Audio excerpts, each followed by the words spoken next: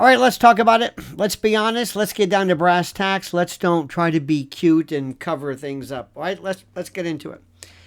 And I mean really get into it, because you saw it. I hope you saw it. Maybe you saw it. America saw it. Bill Clinton, the man who once charmed a nation with a saxophone, who played Hide the Panatella with some intern, and he charmed half the country into thinking he was some down-home Elvis, the greatest campaigner of all times, got on TV recently and looked like death warmed over, and sounded like it, not figuratively, but perhaps literally. His voice had all the vitality of a broken wind chime in a thunderstorm. It was horrible. It was like, what are you doing? And he's there to explain how Biden is not necessarily unable to seek or to execute the office of the office. What am I trying to say? You got Bill Clinton. You're vouching for him. I mean, this isn't just aging gracefully. We're talking about full-blown weekend at Bernie's energy. What are they doing? And we're supposed to believe that this man is still pulling strings? Come on, please. And he's speaking on behalf or in support of Joe, of Biden. And I'll pivot to Kamala Harris, our ever-laughing, word salad, logorrheic, verbal incontinent lunatic, this ex-vice president who, despite the fact that no one outside of, I guess, MSDNC and a handful of DNC consultants actually wants her to run, just had some kind of a big high-profile, summit. They dressed it up as historic, groundbreaking, visionary, but we all know the truth. It was damage control. She's nothing. And they keep thinking that maybe she's got some chance. And I don't know what she wants to do. Do these people not know? I know they love PR theater to prop her up because, the bench is empty. But let's be real about this. No one's lining up to vote for a focus group and sure as hell not voting up for her. It's over. Kamala is what happens when you build a resume for the optics and forget to install the substance.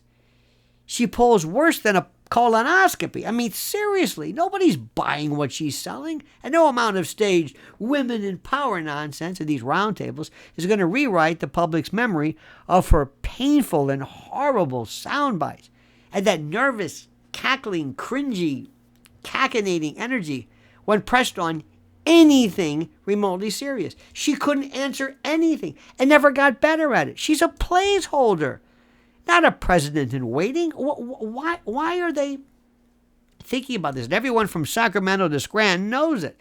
It's over. Go away.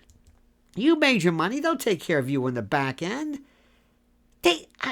Could they be that delusional? And then enter Michelle Obama. Oh, dear God. Or maybe let's not enter her.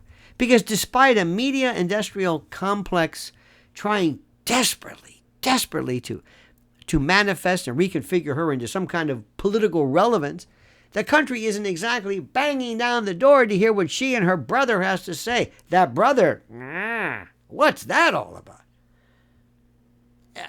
Especially now, not through some low energy, narcissism fed, this solipsistic podcast that sounds like it was produced in a yoga studio on Ambien. It's horrid. I mean, look, Michelle Obama can read a teleprompter, and that's terrific. She can maybe write a nice little memoir. But when she gets behind the mic with that, so what's really important is self-care nonsense, it's also performative. It's nonsense. It's not real. We all know this. So curated, so phony, so painfully, exhaustingly insincere. And it's not about leadership. It's lifestyle branding with a political overtone of I don't know what. And the podcast, have you been able to plow through them? Dear God. They're not engaging. They're not informative. They're not interesting. They're not inspiring. They're the political equivalent of somebody once said, of a scented candle. Nice lighting, no heat, and a bunch of funky, weird smell. She talks like every sentence is being auditioned for a Hallmark card, and the rest of us are left wondering, was this the plan?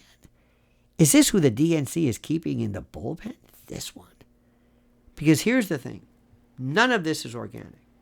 The Clinton, Harris, Obama axis is not about fresh ideas. It's about preserving the illusion that the Democratic Party still has a soul, a spine, a shred of competence.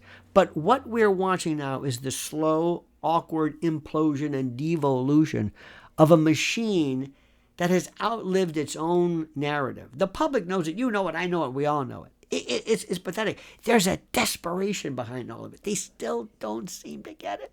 And you can smell it.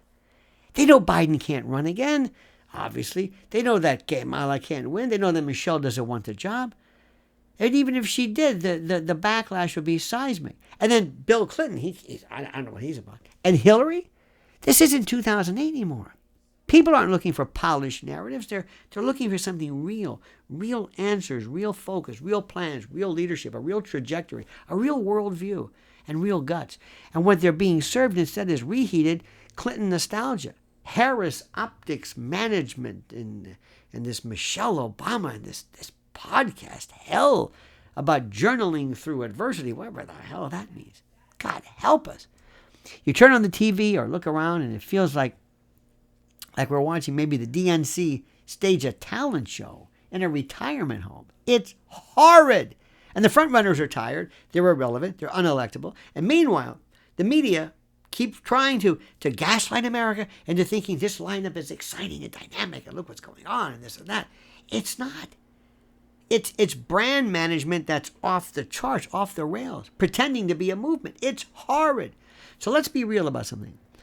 Bill Clinton shouldn't even be allowed near a microphone, much less sharp object at this point. He's so demonstrably weak of voice. It's like wheeling out a ghost from the 90s, hoping that he'll sprinkle some of that old charm, that old black magic, whatever it is, to distract you from the utter vacuum, the whole of leadership. But there's no saxophone, Montel moment coming.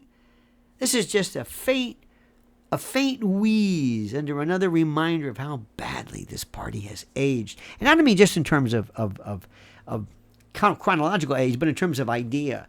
They're horrible. And Kamala, look, she's the political equivalent of a TED Talk with buffering issues. I heard that. It was so good. Her speeches are horrid. It's like running a Google Translator loop through 4 languages and then back again. It's horrid. Where is she from? She forms sentences, but when you try to remember what she said, nothing. It's like watching, a deposition for some lecture series on nothingness. And Michelle Obama, oh my God, is no better. Because she doesn't want to be in politics. At least she doesn't even care. But what she does want, nobody can figure out. She wants to have her close enough to be revered and to be relevant, but not really. Her podcast is the version of some kind of a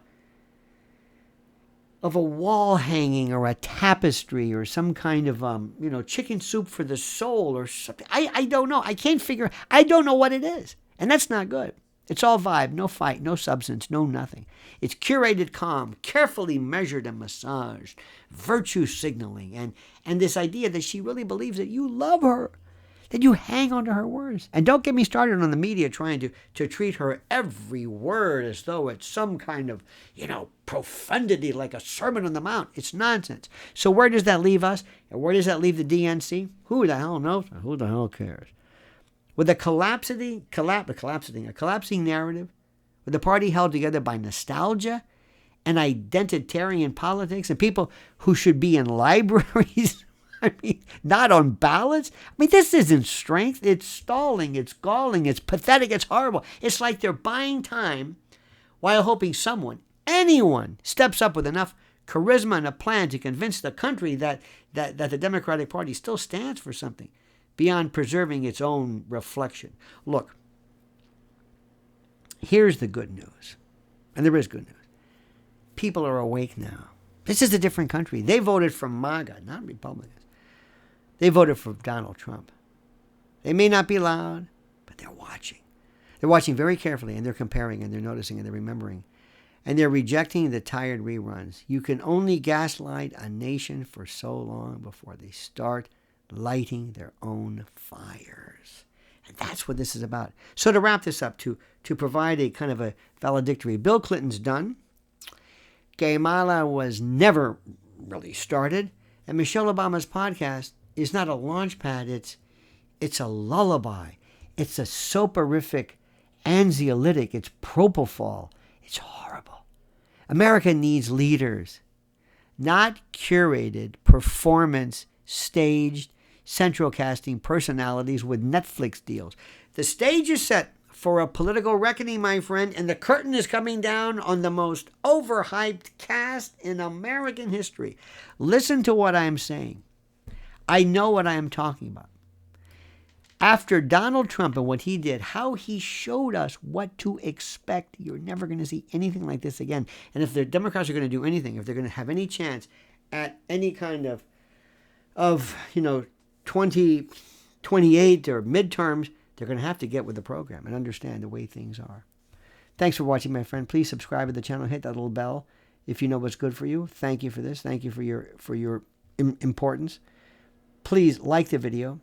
I keep saying that liking. Liking is how we get into that HOV lane. Make sure you subscribe to the channel. 80-something% of the people who are involved in this aren't subscribed to our channel. It's the strangest thing. And whatever I do, whatever you do, I beg, beseech, importune, and ask you, my friends, to, as always, comment as you see fit.